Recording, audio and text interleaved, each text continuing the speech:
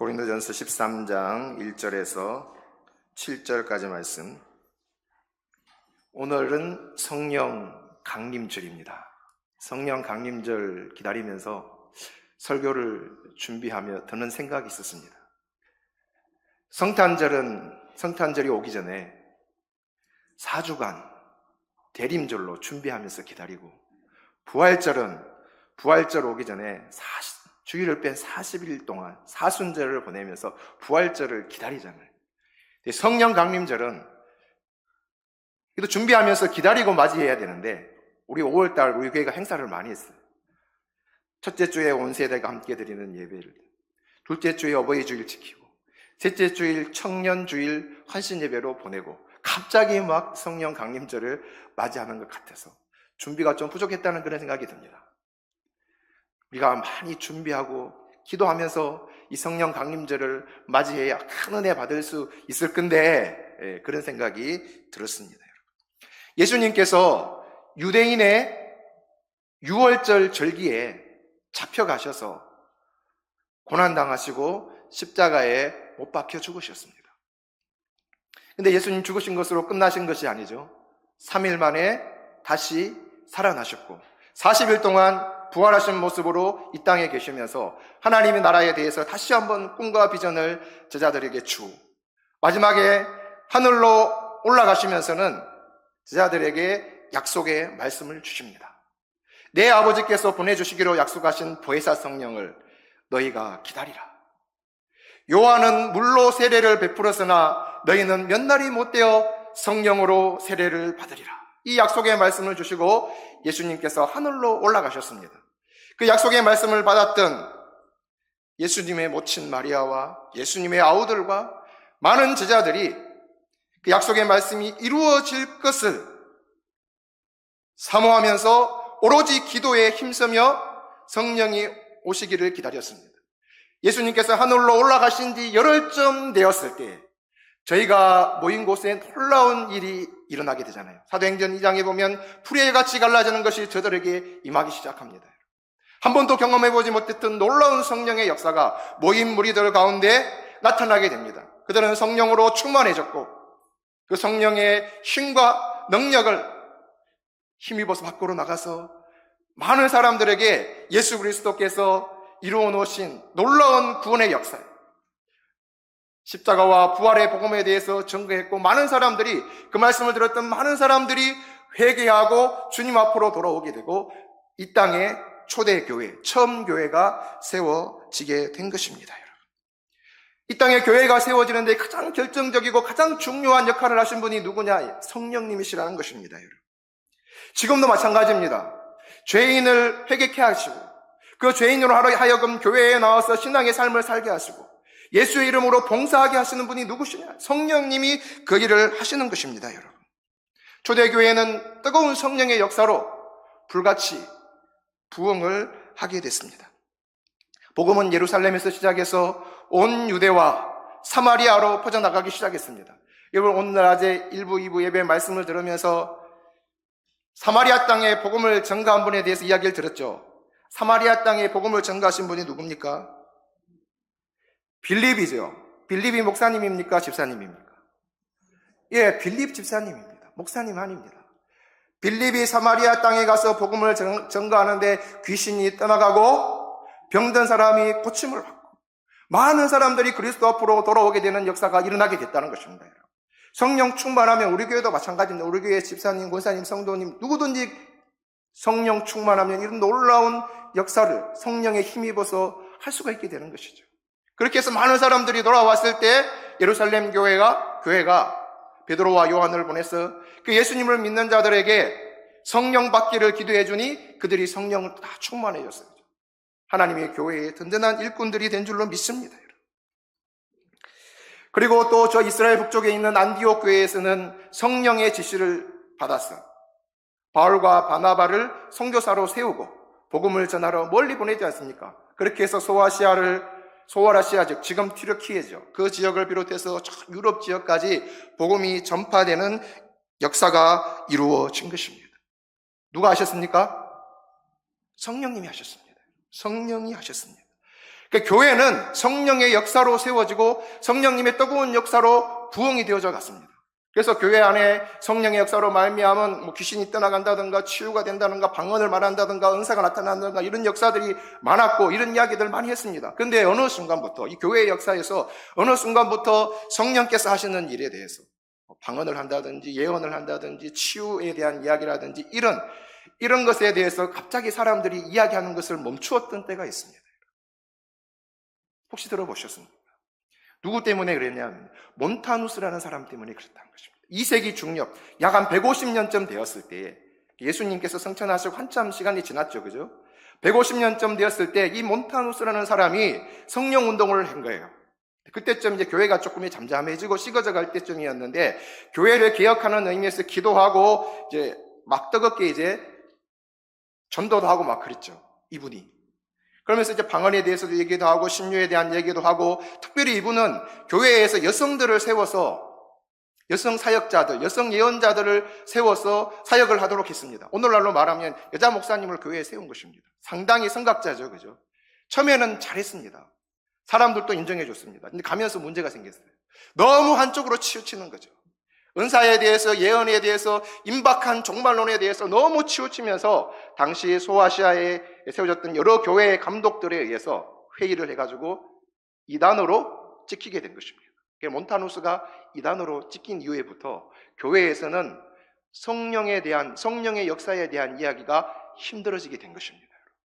왜 성령의 방언이라든지 예언이라든지 치유에 대해서 얘기하면 쟤도 몬타누스 쪽 아니야? 이렇게 하면서 정죄가 됐다는 것이죠. 사람들이 말하기를 꺼려한 거예요. 그러면서 이 성령에 대한 이야기가 멈췄는데 언제 몇 년 동안 멈췄냐 하면 약 1800, 900년 동안 교회사에서 보면 성령의 역사에 대해서 강조하지 않았다는 것입니다. 사도신경을 통해서 우리가 그걸 볼 수 있는데요. 사도신경에 보면 하나님 아버지에 대한 이야기는 맨 앞에 나오죠. 나는 전능하신 아버지 하나님, 천지의 창조주를 믿습니다. 하나님 아버지 전능하시다고 설명하기로 하고 예수님에 대한 이야기는 제일 많죠, 사도신경에서. 자, 성령에 대한 이야기는요. 나는 성령을 믿으면 딱 한마디 나옵니다. 이 사도신경이 어느 날 갑자기 만들어진 것이 아니라 교회사 속에서 만들어진 것이거든요. 그만큼 성령에 대해서 이야기하는 것을 꺼렸다는 것입니다. 그러다가 1900년 초에 이 성령의 역사가 불같이 일어나게 되는데요. 미국에 있는 캘리포니아주 로스앤젤레스 아주사 거리에서 윌리엄 시무어라는 목사님이에요. 흑인 목사님이에요. 그분이 집회하는 가운데 많은 사람들이 모여들고 거기에 성령의 불같은 역사가 일어나기를 시작합니다. 많은 이 초대교회에 일어났던 그런 역사들, 귀신이 쫓겨나가고 병든 사람이 치유되고 안전병이가 일어나고 죽은 사람이 살아나는 역사가 그 아주사 거리에서 일어나게 되는데요. 한 3개월 정도 불같은 역사가 거기 있었다 그래요. 기록들을 보면 당시에 그 성령의 그 임재하심, 그 영광이 얼마나 컸는지 소방차가 출동을 했다, 그 거리에. 거기에 하나님의 영광이 불같이 구름같이 임재하는데 진짜 불나고 진짜 이렇게 막 연기가 쏟았던 게 아니에요. 하나님의 영광의 형상이 그렇게 임했다는 것입니다. 그래서 소방관들이 불난 줄 알고 갔는데 불난 게 아니에요. 성령의 역사로 말미암아 초대교회 오순절에 있었던 불이와 같이 갈라지는 놀라운 역사가 그 거리에 일어났던 것입니다. 1900년대 초. 그 성령의 역사로 말미암아 미국 전역에 뜨거운 성령 역사가 퍼져가고 많은 사람들이 다시 회개하고 주님 앞으로 돌아오게 되고 우리나라에도 1907년 평양 장대연교에서 부흥운동이 일어나잖아요. 그때 선교사님들과 많은 성도들이 10여일을 작정을 하고 기도하는 가운데 성령의 기름 부으심이 교회에 임하게 되고 회개하고 성령 충만하고 그때 은혜 받았던 사람들이 대한민국 전역으로 퍼져나가면서 우리 대한민국 땅에도 복음의 불길이 쫙 전역으로 퍼져나가게 된 것입니다. 여러분.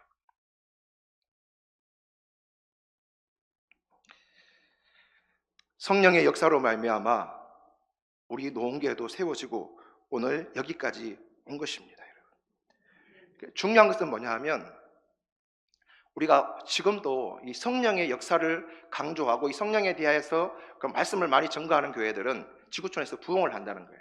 근데 말하지 않는 교회들은 점점 더 식어져 간다는 것이죠, 여러분. 그래서 우리가 기도할 때 그 오순절에 임했던 성령은 지금도, 그때도 그렇고 지금도 그렇고 변함없이 믿는 자에게 그대로 역사하시는 분이십니다. 우리가 간절히 사모하고 기도하고 나아가면 우리 교회도 역사하시는 분이 바로 그 성령님이시라는 것입니다.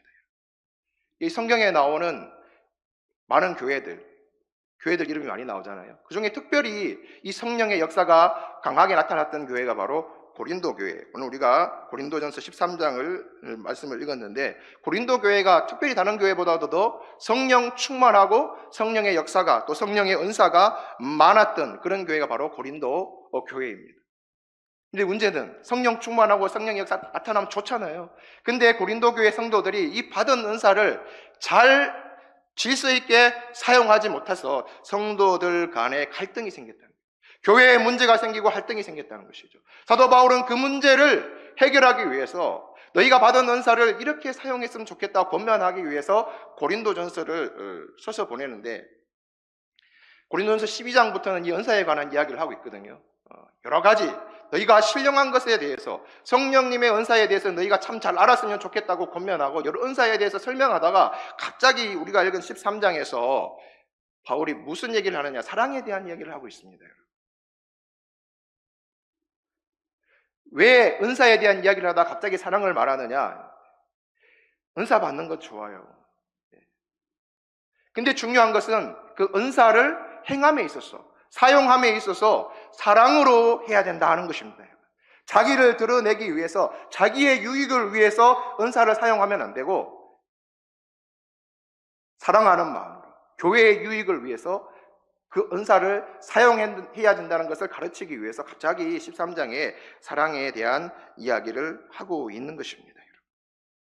은사뿐만 아니죠. 모든 일을 행함에 있어서 이 사랑은 중요합니다. 그래서 그 사랑이 무언가, 그것에 대해서 13장에 기록하고 있는데, 우리 1절 말씀을 다시 보면, 내가 사람의 방언과 천사의 말을 할지라도 사랑이 없으면 소리나는 구리와 울리는 꽹과리가 되고 그랬습니다. 여러분, 앞에 사람의 방언과 천사의 말이라고 나옵니다. 사람의 방언도 그렇고 천사의 말도 그렇고 성령이 주시는 은사입니다. 앞에 나오는 사람의 방언은 사람이 알아들을 수 있는, 공부하고 익히면 알아들을 수 있는 말입니다. 근데 그걸 은사로 받았다는 거예요. 뒤에 나오는 천사의 말은 사람은 못 알아들어요. 하나님만 알아들을 수 있는 말이죠. 그러니까 이 사람의 방언과 천사의 말 두 가지 다 성령의 은사를 통해서 오는 것인데, 이 성령의 은사를 통해서 오는 이 방언을 받는 것도 참 중요하지만, 이걸 잘못 사용하면 소리나는 구리와 울리는 꽹과리와 같은 것밖에 될 수가 없다고 바울은 이야기를 하고 있습니다. 여러분, 방언의 은사를 하면 이 방언의 은사가 유익이 있거든요. 어떤 유익이 있느냐? 방언을 하게 되면 예수님께서 보혜사 성령을 보내주시겠다고 약속하셨는데, 그 보혜사 성령이 임재하셔서 사람에게 임해서 나타나는 대표적인 현상 가운데 하나가 방언이라는 것입니다. 오순절에 사도행전 2장에 보면 성령 세례를 받았던, 임재하심을 경험했던 그 자리에 있던 많은 사람들이 방언을 하는 것을 볼 수가 있습니다. 사도행전 10장에 보면 베드로가 고넬료의 가정에 가서 예수님께서 하신 일, 예수님의 구속 사역에 대해서 이야기할 때 고넬료 가정에 그곳에 모였던 모든 사람들에게 성령이 내려오셨는데, 그때 사람들이 다 방언을 하고 예언을 했다고 기록하고 있어요. 사도행전 19장에도 가보면 그곳에 예수님의 제자들, 에베소에 있는 예수님의 제자들을 사도 바울이 만나게 되는데, 그들이 성령에 대해서 전혀 듣지를 못했다고 그렇게 고백했을 때 바울이 복음을 전하고 성령에 대해서 얘기를 해주고 그들에게 안수했을 때 그들에게 성령이 임하자 그들도 방언을 하고 예언을 했다, 그렇게 기록되어져 있습니다. 그러니까 방언을 하는 사람들은 확신을 가질 수 있습니다. 어떤 확신요? 보혜사 성령께서 지금 나에게 오셔서 나와 함께 하신다는 확신이 생긴다는 것입니다. 그래서 방언을 하면서 누구도 하나님 안 계신다 부인하지 못하는 거예요. 그게 방언의 유익 중에 하나인 것입니다. 그리고 또 방언을 하게 되면 하나님과 영적인 깊은 교제를 할 수가 있습니다. 영적인 깊은 교제를 통해서 새로운 힘을 얻게 되고 담대한 마음으로 주님의 몸된 교회를 섬길 수가 있게 되는 것입니다. 그리고 또 방언을 하게 되면 이 방언의 은사를 통해서 여러 가지 다양한 은사가 또 찾아오게 되는 거예요, 여러분. 그래서 방언의 은사는 유익한 거다, 유익한 거다. 제가 노래를 참 못했거든요. 고등학교 때 친구가 그랬어요. 어느 날 저보고 좋아하는 노래가 있냐 그래서 또 노래가 있다 그랬거든요. 예, 그때 이제 교회 다닐 때였으니까 찬양 때로는 너의 앞에 어려움과 아픔이 있지만 이 찬양을 제가 그때 좋아했어요. 그런데 그 찬양 좋아한다고 그러길래 그렇게 얘기했죠. 그 친구가 하는 말이 그럼 한번 불러볼래? 그랬어요. 제가 불렀거든요. 그 친구가 뭐라 했냐면 야 지금 노래하냐 국어책 읽냐 음정도 안 맞아 박자도 안 맞아 아무것도 안 맞는 거예요. 제 모교회에서 포항에 있는 디귿교회 고등학교 졸업하고 청년부 올라가면 우리 기쁜 쌤이 있는 것처럼 거기는 에바다 찬양팀이 있었거든요. 에바다 찬양팀. 고등학교 졸업하고 청년 되면 그 찬양팀 멤버로 다 써줬어요. 근데 저는 안 써주더라고요. 그 찬양팀 그 단장이 장로님이셨는데 나중에 알았어요. 엄정 박자 잘 안 맞고 노래 찬양 잘 못해서. 근데 제가 찬양 인도하잖아요, 지금. 찬양하면은 마음이 좋다고 그러시는 분들이 많아요. 어떻게 여기까지 오게 됐느냐. 제가 찬양을 너무 못해서 기도하니까 하나님께서 어느 날 갑자기 방언으로 찬양을 하게 하시는 거예요. 뭐 이상한 소리가 막 나오는데 노래가 막 나와요, 입에서. 그러면서 이 찬양에 대한 두려움이 어느 정도 사라졌어요. 아니면 제가 찬양하기 너무 힘들어 했거든요.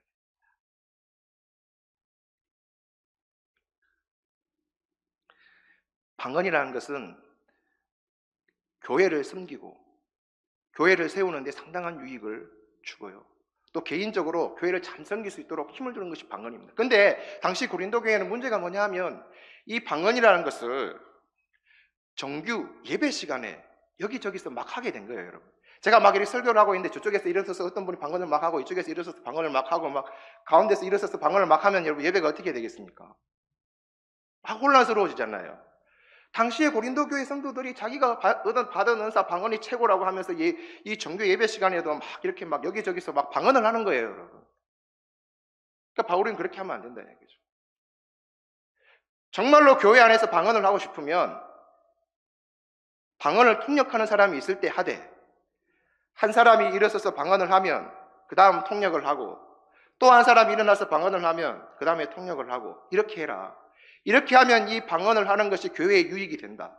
그러나 그렇게 하지 않고 여기저기서 막 중구난방으로 막 서서 하면은 교회가 혼란스러워지고 정말 그 소리 나는 굴이 울리는 꽹과리 아닙니까? 아무것도 못 알아듣는 그런 소리로 막 여기서 소리치고 저기서 소리치고 그렇게 하면 안 된다고 바울이 이야기를 해주고 있습니다.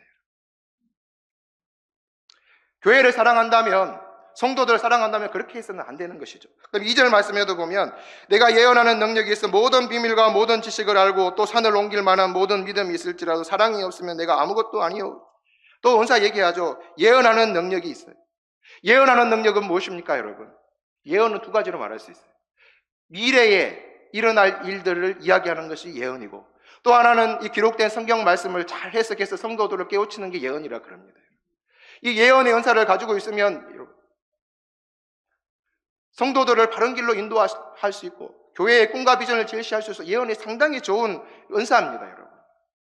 근데 이것도 이런 은사를 가져도 사랑 없이는 자기의 욕심을 위해서, 자기의 유익을 위해서 이런 은사를 사용한다는 것은 한다면 이것은 아무것도 아니라고 또 이야기를 하고 있는 것입니다. 믿음의 은사도 마찬가지고 모든 은사도 그렇다는 것입니다. 그래서 이런 은사 받는 것도 중요하지만 받는 것보다 더 중요한 것은 뭐냐 하면 사랑으로 행하는 것이 중요하단 말입니다. 은사뿐만 아니라 교회의 모든 일이 그렇습니다. 나의 유익을 구하지 않고 교회를 사랑하는 마음으로 성도를 사랑하는 마음으로 섬기는 것이 중요하다는 것입니다. 그러면서 이 사랑이 무엇이냐? 사랑의 속성에 대해서 이야기를 하기 시작합니다. 4절 말씀해 보면 사랑은 오래 참고 사랑은 온유하며 시기하지 아니하며 사랑은 자랑하지 아니하며 교만하지 아니하며.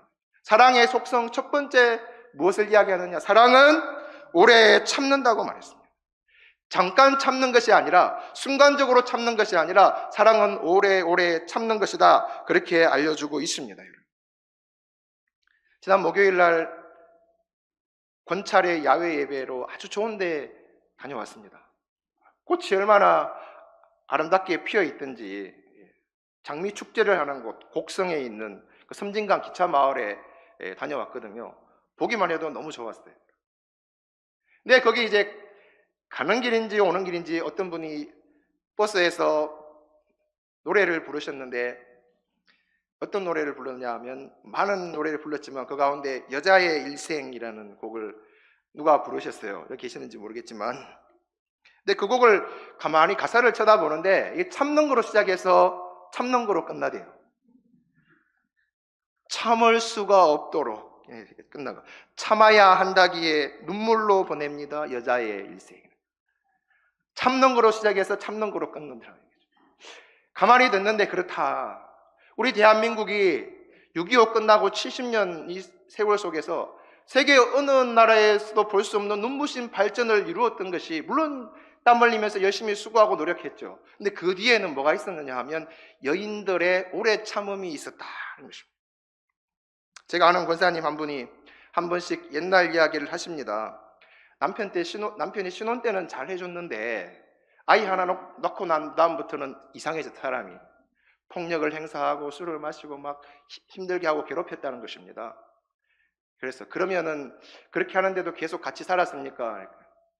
같이 살았대요. 계속 그렇게 괴롭히는데 떠나지 왜 같이 살았습니까? 그러니까 친정의 어머니 아버지 이름 욕되게 하지 않기 위해서 같이 살았대요. 그리고 우리 많은 어머니 세대들이 그랬던 것 같아요. 친정 아버지 어머니 이름 위해서 자식들 생각해서 힘들고 고통스러운 세월도 뭐 하면서요? 참고 또 참고 참으면서 그렇게 살아오셨대요.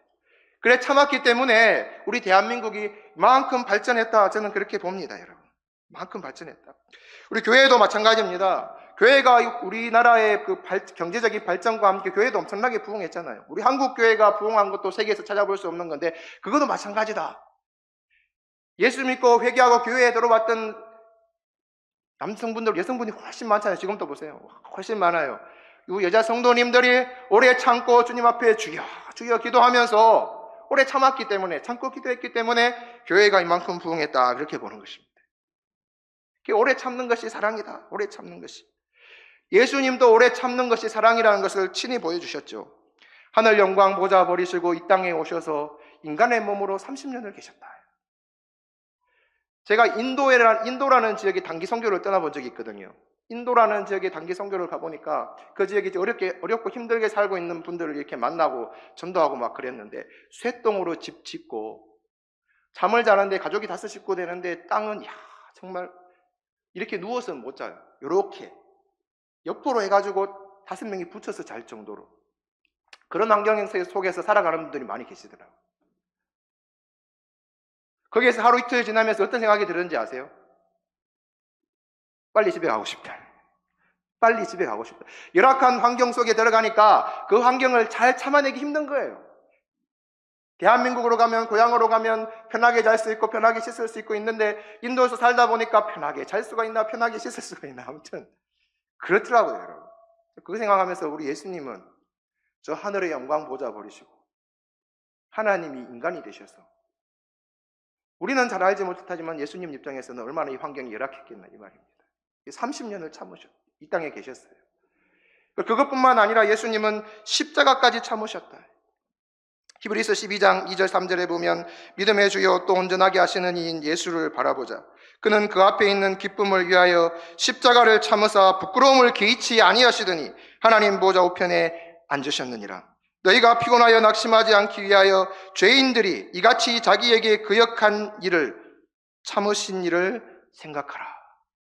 예수님은 십자가까지 참으셨다. 우리 사랑해서 침 뱉고 채찍질하고 네가 하나님의 아들이며 십자가에서 뛰어내려와 보라. 내려오실 수 있는 능력이 있는 분이셨지만 우리를 사랑하셔서 거기까지 예수님은 참으셨다는 것입니다. 우리가 살아가다 보면 우리를 괜히 힘들게 하고 괴롭히는 사람이 가까이 있는 사람이 그렇게 할 수 있습니다. 근데 주님은 뭐라 말씀하셨냐? 참으라. 참는 것이 사랑이다. 그렇게 말씀하십니다. 두 번째 사랑은 온유함이에요. 온유하다는 것은 어떤 것입니까? 따뜻하고 부드러운 성품을 온유하다 그럽니다. 온유한 것이 사랑이다. 영어 번역 성경으로는 kind라고 표현하고 있습니다. 친절하다 이렇게 표현하고 있습니다. 사람이 온유하다는 것은 자기에게 힘과 능력과 지식과 엄청난 능력을 가지고 있으면서도 겸손해져서 사람들을 잘 섬기는 사람을 온유한 사람이라 그렇게 얘기를 합니다. 구약 성경에 나오는 온유함의 대표적인 인물이 모세예요. 모세. 신약 성경에는 예수님. 예수님은 본인 스스로 나는 마음이 온유하고 겸손하다 이렇게 말씀하셨습니다. 위대한 지도자였지만 모세는 온유하게 이스라엘 백성들을 인도하고 섬겼습니다. 백성들이 하나님을 향하여 원망하고 하나님께서 백성들을 징계하시겠다고 심판하시겠다고 말씀하셨을 때 모세는 마치 자기가 죄인인 양 하나님 앞에서 이 백성들을 용서해달라고 무릎 꿇고 하나님 앞에 기도할 정도로 모세는 온유한 사람이었습니다. 십보라가 세상을 떠나고 난 다음에 구수 여인을 취했을 때 이스라엘 백성들은 원망하고 누이와 형은 비방하고 대놓고 그랬을 때도 모세는 묵묵히 온유함으로 참고 있었습니다. 그러니 하나님께서 아론과 미리암을 징벌하시지 않습니까? 가난한 집에서 태어난 한 친구가 있었습니다. 가난한 친구. 최소한의 생필품만으로 살아가는 친구였는데 명랑하고 성격은 명랑하고 호기심도 많고 책 읽는 것을 좋아했대요. 근데 이 친구가 근처에 있는 약국에 이렇게 자주 들렀는데 약국에 들린 이유는 그 약국에 이렇게 책꽂이가 있고 그 책꽂이에 잡지책 같은 것을 이제 지금도 그런데 예전에 많이 그랬잖아요. 그죠? 올간지도 꽂아놓고 이렇게 꽂아놨는데 그거 보러 책 읽는 걸 좋아해가지고 보러 가서 이제 보다 보니까 그 책이 갖고 싶어지는 거예요. 그래서 약국 주인 모르게 한 권 훔쳐가고 또 한참 지나가는데 또 한 권 훔쳐가고 또 한참 지난 후에 두 권 훔쳐가고 이게 습관처럼 돼버린 거예요. 근데 어느 날 이 잡지책을 훔치다가 주인에게 들켰어요. 이 소년이 막 겁이 났어요. 야, 주인이 경찰을 부르면 어떻게 되나? 나 이제 앞으로 어떻게 하지? 막 자기가 해온 일이 지금까지 많이 훔쳤거든요. 해온 일이 생각이 나서 막 두려워 떨고 있는데 이 주인이 조용히 부르더라. 조용히 불러서 가르치는데 조용하게 가르쳐. 남의 물건을 훔치는 것은 나쁜 일이다. 이런 일을 하면 절대로 안 돼. 그러면서 어깨를 툭툭 치면서 앞으로 다시는 책 훔치는 것 하지 마라 돌려보내줬는데 그 사건이 평생의 마음에 남더라는 것이죠. 이 주인이 한 것처럼 이렇게 하는 것이 온유함이라는 것입니다. 마태복음 18장에 보면 예수님께서 그 제자들에게 설교하시면서 공동체 설교를 하시면서 그런 말씀을 하시거든요. 너희 중에 누가 잘못한 일이 있으면 일단은 처음에 한 사람만 찾아가서 그 잘못한 일을 고면하라. 누가 잘못하고 죄를 지면 교회에 와가지고 누구 잘못했다고 막 이렇게 소문내고 떠벌릴 것이 아니라 먼저 안 자기가 그 사람 찾아가서 고면해라. 그거 잘못한 거다. 그 회개하고 돌아와라. 이렇게 타일러라고 했습니다. 근데 그거 안 들으면 두세 사람이 가서 또 그렇게 하고. 온유함이라는 그런 것입니다. 누가 잘못한 일을 봤을 때 그걸 막 떠벌리고 다니고 막 그렇게 하는 것이 아니라 타일러스. 이야기해서 회개하고 돌아오게 만드는 거예요. 그것이 온유합니다. 사랑은 또 시기하지 않는 거라 말합니다. 시기한다는 것은 뭡니까? 남이 잘 되는 것을 셈하고 미워하는 것이 시기 아닙니까, 여러분? 여러분, 남이 잘 되면 행복하고 기분이 좋습니까? 마음이 불편합니까? 여러분, 어때요? 남이 잘 되면 행복하죠? 저는 그걸 느꼈어요. 저는 이런 마음 안 들 줄 알았는데 지난번 있던 교회에서 어떤 목사님께 얘기하다가 나온 얘기예요. 목사님, 저기 어디 교회에 담임 목사님 새로 오셨는데요. 예, 제가 새벽기도 그 집이 가까워서 가는데 목사님이요 배운 것도 얼마나 많고 박사학위도 있고 말씀을 청산유수같이 말씀을 잘 전하고요. 많은 사람들이 막 이렇게 얘기하는데 제 마음이 불편해지는 거예요. 시기심이죠, 시기심. 나들은 한 번도 그런 얘기 안 해주던데 목사님 말씀 전한다고 잘한다고 뭐 한 번도 안 해, 족으로 말이에요. 안 해주면서 그분이 새로 오신 분이 잘한다고 막 하니까 그런 마음이 이제 한쪽에 생기는 거예요. 그래서 제어하고 그러시군요. 그 교회 성도들은 참 좋으시겠습니다. 웃는 얼굴로 말씀을 드렸지만 이게 사람인 게 마음이 그런가 봐요. 누군가 잘됐다 하더라, 누가가 잘한다 한다더라 하면 이게 괜히 불편한 마음이 생길 수가 있는 것입니다. 그래서 바울이 얘기했죠. 사랑은 시기하지 않는다. 누가 좋은 은사 받았다 하더라, 누가 잘됐다 하더라 그러면 축복해주고 참 잘됐네 그렇게만 좋을 건데 그게 아니고 괜히 불편한 마음이 들고 괜히 시기심이 들고 그렇게 하지 않는 것이 사랑이다, 그렇게 말하고 있는 것입니다. 이 시기심이 강해지면요, 사람을 죽이는 데까지 나가요.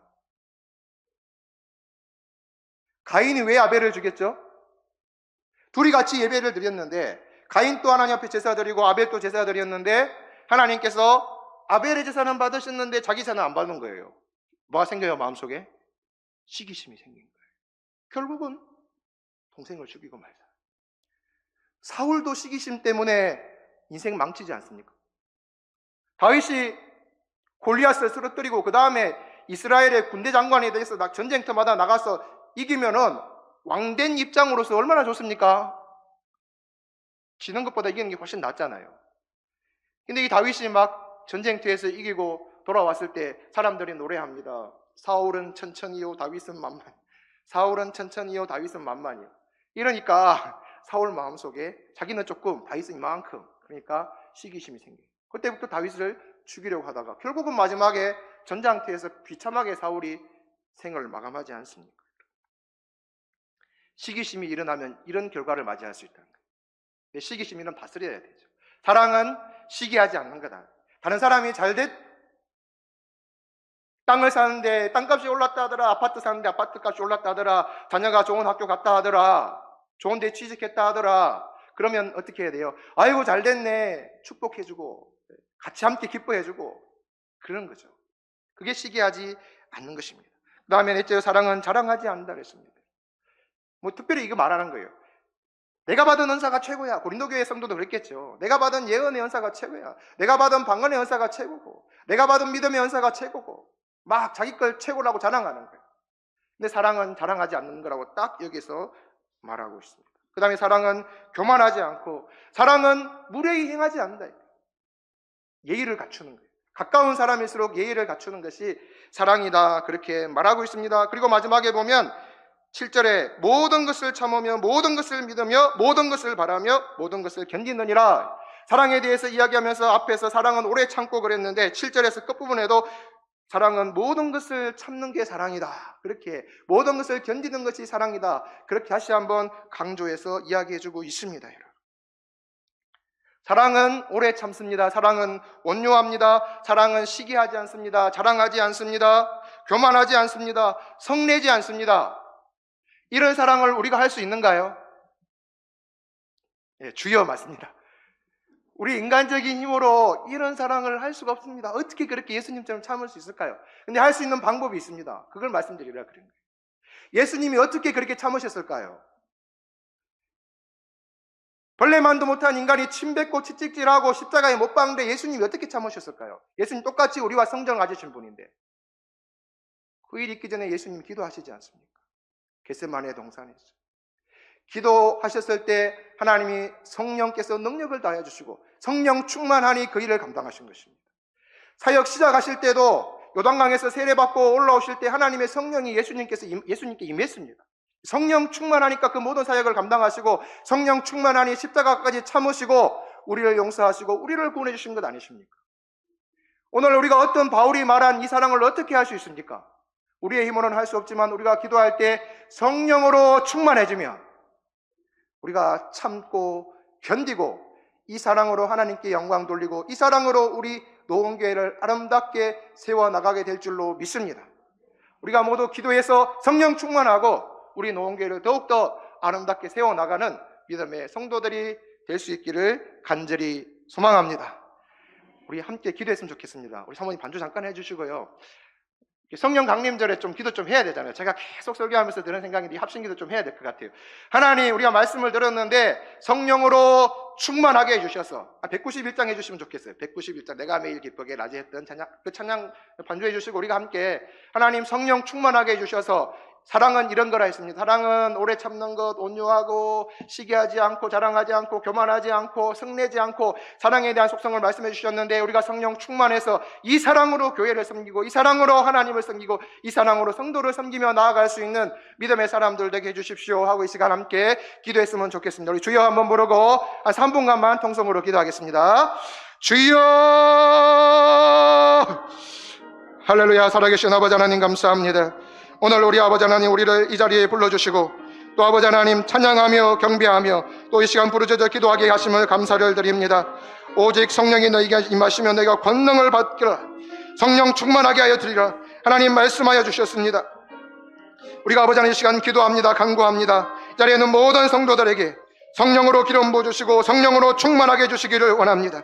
그리하여 아버지 하나님, 오늘 고린도전서 13장에 기록된 이 사랑의 속성에 대해서 우리가 다시 한번 우리의 힘으로는 감당할 수 없지만 성령 충만하게 하셔서 아버지 하나님 참을 수 없는 환경 속에서 참을 수 없는 사람들을 향하여 참는 자들이 되게 도와주시기를 원하고, 하나님의 교회에서 우리가 행하되 아버지 하나님 우리의 육체의 정욕대로 행하는 자들이 아니라 온유함으로 행할 수 있도록 하나님 도와주시고 아름답게 교회를 섬기는 성도들이 될 수 있도록 주님 축복해 주시기를 원하옵고 기도드립니다. 시기하지 않게 도와주시옵시고 자랑하지 않게 도와주시옵시고 교만하지 않게 도와주시고 성내지 않게 도와주시옵시고 진리와 함께 기뻐하고 끝까지 견디고 참고 인내하는 아름다운 믿음의 삶을 살아갈 수 있도록 성령님 우리를 충만하게 하시고 우리 마음속에 늘 계시고 우리를 온전히 인도하여 주시옵소서. 간절히 기도하며 간구하며 나아가오니 주의 성령께서 시간 기도하는 모든 심령들에게 은혜를 부어주시옵시고 하나님 우리를 인도하여 주십시오. 성령님 인도하여 주시옵소서. 오순절에 아버지 하나님 그 마가의 다락방에 임했던 놀라운 성령의 역사가 우리 노원교회에도 임하게 하여 주시옵시고